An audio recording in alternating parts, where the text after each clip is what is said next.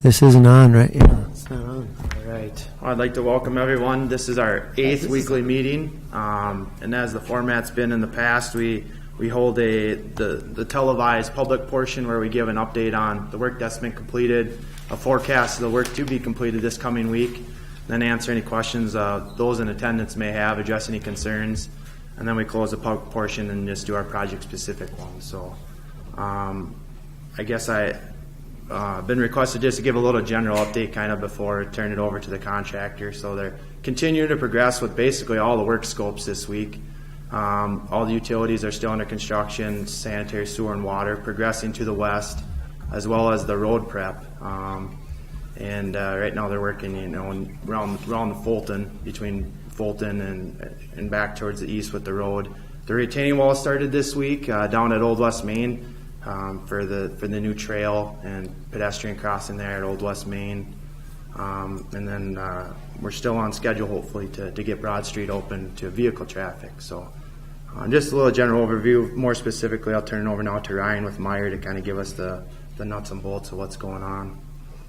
All right, thanks, Corey.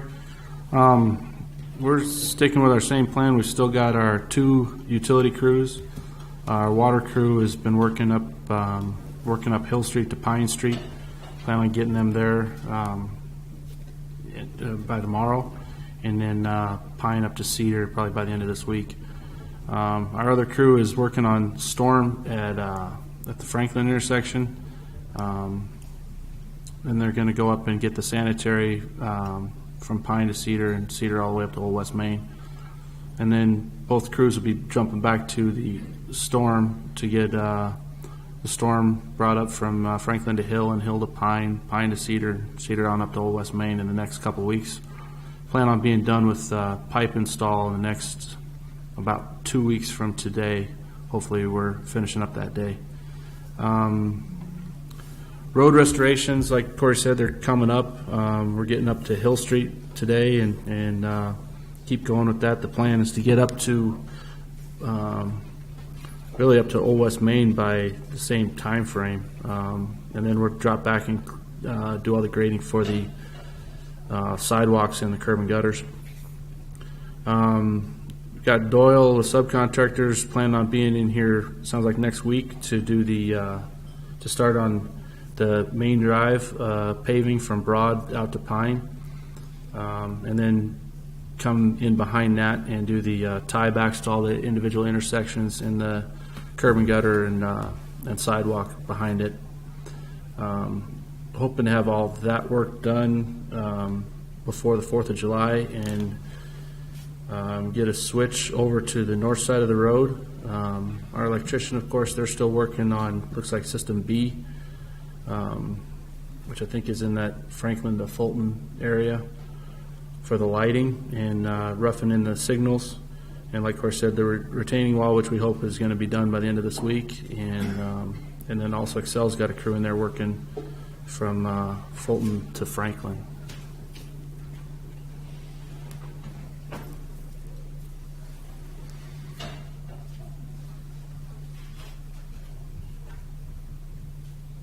All right, thanks, Ryan. Yep. Did you have anything to add, Jay or Ron, or from Not really. The only issues I want to talk about was concern the construction of rain gardens and retaining wall that I'll talk to you after the public meeting. But oh yeah, regarding the retaining wall, it is called out as a limestone finish and color. I imagine that's going to be stained then in place, similar to doing cast in place type stainings. Yep, that's the plan. Okay. Instead of actually having it poured, colored, it's going to just be stained, and they probably use a few different colors and model it a little bit, and usually looks pretty good that way. Or they sponge it on. Is that, Yeah. okay. That's what we did on West Avenue, Ron. So because the blocks that were out there were just gray, and I knew we had limestone called out, but I think Josh, you had spoke with Rusty, right? There's a plan to Yep. there's a plan to stain it. They're even willing to just do a small area as kind of a mock-up to get approval that the city's satisfied with what the look, and then they would continue to do the rest of the wall that way. So they're understanding the requirement of the limestone color, and committed to getting it that way. They need to do that on the backside so that if it doesn't go well, they could bury it and nobody ever sees it. Well, I think they have additional block out there too. Oh, do they? That we can just. Yeah, It'll find a basically be a spot. test block. you Yeah. know. It'd probably be nice to, when do you think they'd be doing that? Would that be right away here or another week or Some two? point today. It'll be Oh, this today week. they'd be- They're gonna be They'll gone do it by right the end of away this so week. they can finish it up. I don't know. Plans on being done with the wall, if not today, tomorrow. But a lot of times they don't stain it right away, but they want to stain it right away, huh? Well, yeah, I guess I haven't gotten their timeline yet, so. Would have been They nice told to me have some we- sidewalk done, some colored walk done downtown, just to try to match somewhat. Well, this isn't in an area where there's any colored walk either. No, but still, I mean, we want the whole theme of the project to Yeah. blend. Now, I don't know which city representative you guys want, and I just will contact them when. Just get a hold of me and I'll make sure. When the whoever needs to come staining down and take the happens. Staining. Sure. That usually goes pretty good. Yeah. Surprisingly, there's a lot of different limestone colors. Oh, yeah, there's a Yeah, ton we of, found that out there's when a we were ton doing of West different Avenue. ones. There's all kinds of different ways to do it, so.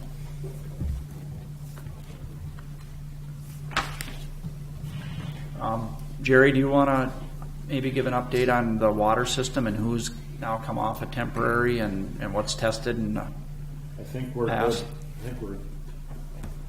I think we're good and live up to Franklin and hydrostatics passed up to Hill to that intersection. Anyway, we're working on the bacteria for that. First one should be done today, and we'll take another one. Then we'll be able to turn everybody on up to Quick Trip, I believe. Hopefully, yet by the end of the day tomorrow. Okay. And then I'm assuming you'll probably be ready to do testing on the next block, probably soon too. So it's kind of moving along. Okay.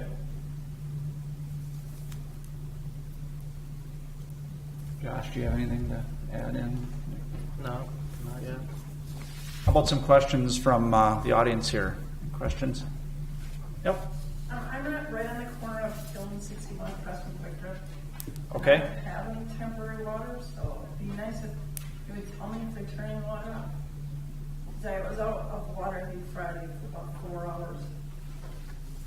Jerry, do you know what that would have? No, I'm not sure why that goes. So it wasn't actually a. So you're out of water now as well, or no? It was out for 4 hours. You're just talking about it comes up to Quick Trip, and then you're doing from there us. So am I going to lose water then? It might have been for the installation of the valve at the intersection. I think your service was the only one in between that section, I believe. Yeah, so it was just planned as a temporary shut off. So. I know the guard behind me too, the antique store was out. Okay, yeah, I know we tried to notify everybody. It was kind of I think they had a problem with the valve on the bottom down there. So it was just a temporary and got them back on that night, I believe, right? Yeah, but I kept being told that Oh. water was going to get turned on, and we'll get you water, and then Oh, okay. we'll get you jugs of water. Nothing ever happened. Okay. We can talk to them after the meeting about it. Yeah. No, we need to make sure that if that happens and we're coordinating that, and we'll talk to the contractor with our water department to make sure that doesn't happen again. So sorry about that. Because you're at the Verizon Wireless, right? That's what you're referring to?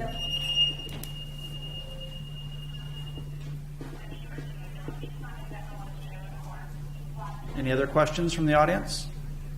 I just have a comment, Jay. Yep. We have our new brochures done on the project for the main event project, so we actually, Tracy and I walked all the businesses in the construction zone the last 2 days, distributed them.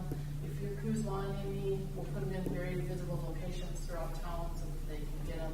It was inserted in the Republican Eagle on Saturday, and it will go in the Plaza next Saturday for non-subscribers.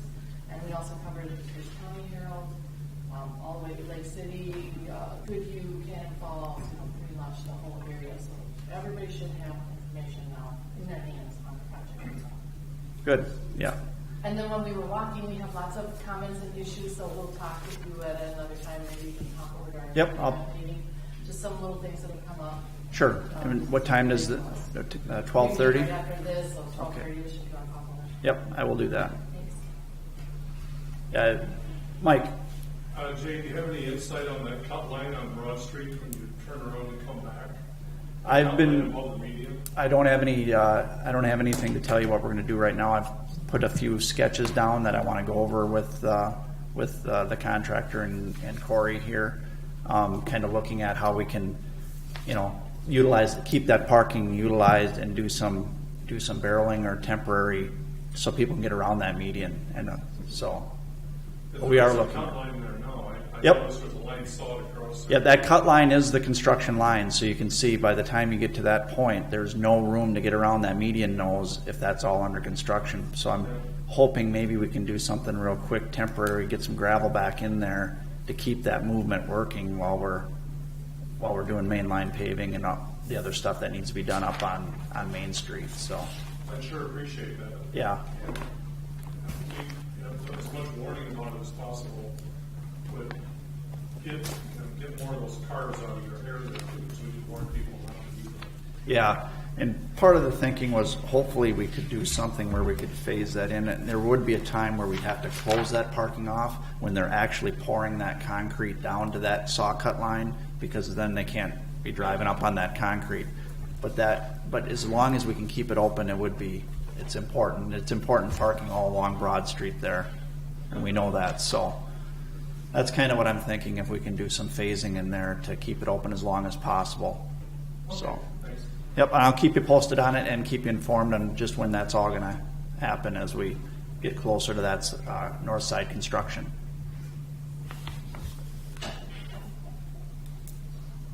Any other questions?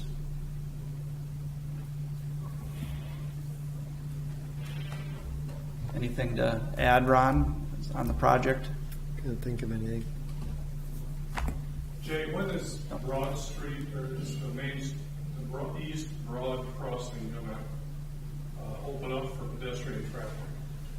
Well, we'll have to, it sounds like Doyle won't be back in to pour the ramps on the chamber corner there until early next week, but we plan to open up for vehicle traffic by this weekend. That's the plan as of right now, and get the pedestrian traffic open back up once we've got cure time and got those ped ramps done. Planning on Monday, Tuesday to be in here working on those. So The vehicle lanes will be open before the pedestrian lanes. that's what we're planning right now, yes. Yep.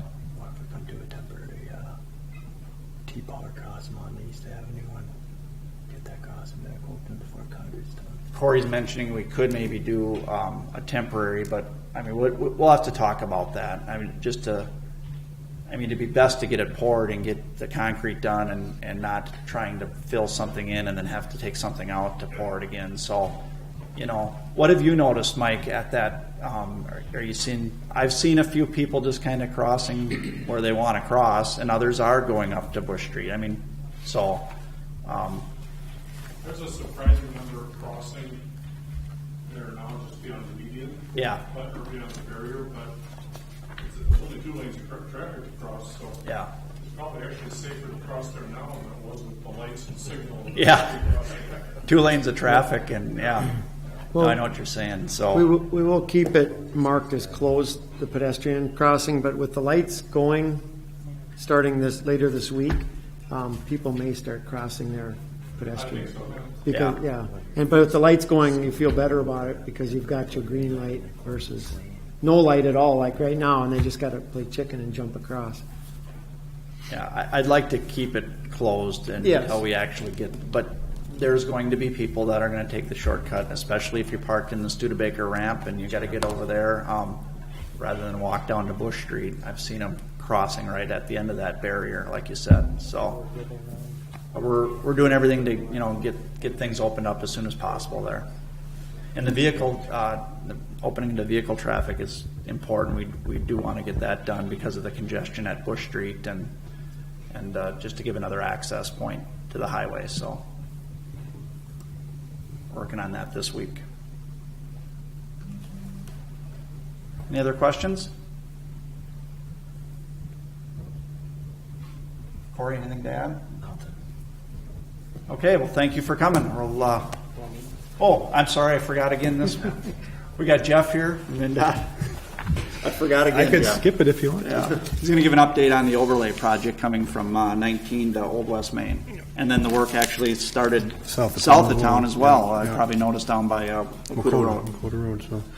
Thanks, Jay. Yep, fair amount of work was completed last week, as you might be able to tell. Quite a few barrels were pulled off of the section north of town here, opening up some of the areas where some of the concrete work and some of the storm sewer work was completed. So we pulled back about as many as we could at that time. Most of the work remaining up on the north side, of course, is up in the north end where all the median had been removed. Storm sewer is coming to an end here shortly, and they're starting to stake for the curbs. So that should be hopefully in the next, you'll start to see that hopefully later this week and through next week, pouring that curb back in and getting those islands reestablished in the center, the medians. Hopefully we'll ending that work by the end of next week. Other work ongoing up there right now is at Tyler and the intersection north of there where Quick Trip is. Aspen up there. There's still some work remaining there. Some of those are being a little delayed. Some of the pedestrian ramp work there is a little bit more intricate to make it work right. So there's some kind of design on the fly going out there right now. So hopefully, weather dependent, they could possibly finish up that this week. Talking with our contractor here just this morning, the planning for paving originally was for June 22nd. They're a little leery about that date right now. It probably will push back later to that week or even to the following Monday maybe before they'll be able to really move in and start paving. When that happens, we kind of discussed our traffic control process up there for that. Due to the nature of the paving and varying depths, which we're going to mill out in varying locations, the plan is to have a full lane closure from Old West Main all the way up to Highway 19 in both directions while they're paving. So they'll obviously start at one end of the project and start milling up and follow up with the paving operation and get to the north end and turn around and come back and start swinging back and forth, get both drive lanes done, then start working on shoulders. So it'll take several passes going back and forth, but in that time, about the only real way we can make that work is to have these full lane closures. So I don't know if that was how we had planned it to be, but in discussing with the contractor, that's about the only way it can really happen. So in that time, it'll probably take, I guess we didn't get a real solid schedule, but it'll be at least 2 weeks probably of that happening from Old West Main north as they go back and forth. So that is hopefully slated to start maybe later in that week of June 22nd or possibly the week following. But when that's done, then that's pretty much, when we get that pulled away, that'll be pretty much all the work that's up there. They'll also be doing the striping with those lane closures and every other little, putting the loop detectors back in for the traffic signals and that sort of thing. So once that paving operation gets taken care of, that'll be the end of it up on the north end. Moving to the south, you've probably encountered the work has begun at Wakuta Road, where we're building a left turn lane. There's basically 2 phases of that. They're starting north of the intersection right now. We have a temporary signal up with a single lane as they're hauling sand in to widen the road out in that location. We have been having some difficulty working out how we handle the traffic coming out of Wakuta Road. The plan for that was a little bit hard to read. Now, I know right after our meeting, the contractor and my traffic expert went down there to look at it a little more closely. It's been, we haven't had any problems there yet, but I know there's been some concerns for safety in that area, so they're hopefully working out some of those things. It's a 2-phase signal. There really wasn't much we could do to have like a third actual phase, so having Wakuta itself signalized, so it's been a little bit tricky to work that out. So hopefully they're going to be turning that light, turning a signal back on that you can actually see from Wakuta, so you'll know when you have the right to go, but so they're working that out hopefully today, and hopefully that'll improve. There actually are 2 phases right now. They're working north of the intersection. When they get that done, then they're going to flip it and do the south side, and it'll be the same temporary signal system operating there. And then sometime following that, which we felt was maybe around that June 22nd area, hopefully we might move. Then they move up to Sevastopol and start that work there. That'll also be a left turn. That traffic will be a little different in that the northbound traffic will be detoured. I think I mentioned that last week. So northbound traffic will be detoured onto Flower Valley Road during that process. So be about 3 weeks worth of time or so that northbound traffic will be detoured and southbound will stay on Highway 61. So that'll follow right after the Dakota Road work. So that's kind of where we're at. Things are progressing. Again, the contractor schedule is way short of what the contract time is. They're proposing to be done pretty much everything by the early August. And the contract was for October 16th, so they are boogieing. So hopefully some of the extra interference you might have had with your daily life will be counteracted by the fact that we'll be gone 2 or 3 months early, and you won't be dealing with us this fall. So, any questions? And I'll try to get back here every week and kind of keep this up to date as we move. It's very fluid, and especially once the paving gets started, that's a big thing to know, because that'll be on the north side of town, lane closures from one end of town to the other. So, Jeff, why don't you mention what's happening when they do that paving, how you're going to have an officer present to help at I mean, because that always gets which intersections are open. It's such a moving operation that you got to jump along with it. Right. And as you've encountered paving operations before, the equipment's moving very quickly. It's moving up and down the road. Trucks will be moving in and out all the time. Access will be available at all times, quote unquote, when possible. Obviously, if there's a piece of machinery in front of a road, you're not going to be able to get through there. When the paving operation comes through and they're dropping a windrow of asphalt in front of the paver, you really can't drive across that. That's not very good. The contractor has been in contact with law enforcement locally, and they plan to, when we get to those major intersections, have law enforcement present there to direct traffic. The signals at that point won't be of too much use. So when the paving operations, this is a very common practice. MnDOT will use law enforcement in those times. So the contractor will be coordinating that. So when we get to those major intersections like Tyler, and Bench, and all those significant signalized intersections, there will be police officers present to help people coordinate, and it has a tendency maybe to get more attention than people in bright yellow vests. So. Some of the other smaller roads up north, where we're redoing all the center medians, that may not, I'm not sure if they'll be using law enforcement in those, but again, there's always going to be access, except when the machine is right in front of that roadway. You'll have to, and then it goes quickly. It'll be just temporary closures. I would just ask you to be patient. There's really not much we can do to really work our way around that with an asphalt operation like this. They do the very best they can. This company does this all summer long, and they work around people's homes, so they do the very best they can to make sure you have access. Emergency vehicles obviously will get preference over anybody else, and so operation moves. It'll be, you watch it go by, and it goes pretty quickly. So, but they do have to do multiple lifts, so they'll be going back and forth from the north end, the south end of town up north. They'll be going several times. Back and forth. And then we also, of course, we will be paving south of town here too, picking up at the end. I think they'll start on the north side of town, and they pick up from about the Wisconsin River Bridge and then head south about to the Semstone plant down there to pick up several little spots there that haven't been paved over the years. So there's no really other work other than the paving down there, so a little less invasive, but so.